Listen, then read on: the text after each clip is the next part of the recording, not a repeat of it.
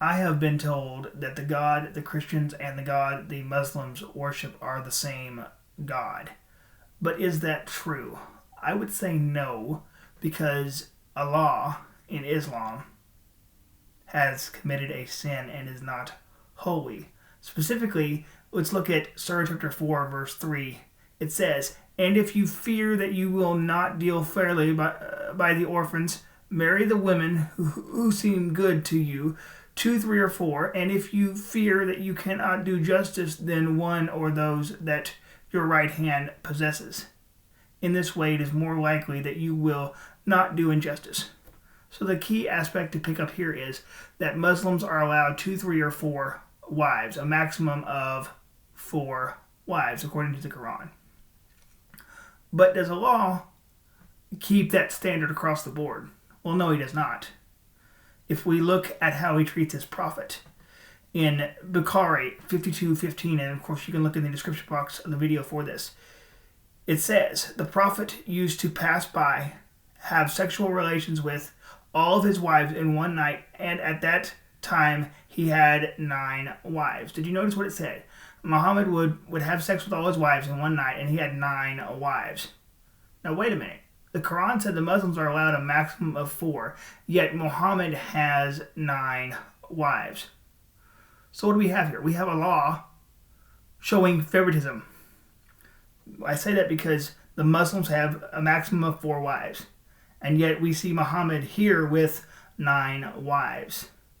Allah has committed the sin of favoritism, and since Allah can be charged with sin, he is not holy. Now I want to bring your attention specifically to the fact that the God found in the Bible is not the same one found in the Quran, specifically because it says explicitly in Romans chapter 2, verse 9 through 11, it says, "There will be affliction and distress for every human being who does evil, first to the Jew and then to the Greek." So then here we have the issue of if you do wrong, you're going to be punished accordingly. And it says, "But glory and honor and peace for everyone who does what is good, first to the Jew and then to the Greek, for there is no favoritism with God." So what is it saying? It says that the God of the Bible, there's no favoritism found within him, unlike the God of the Quran.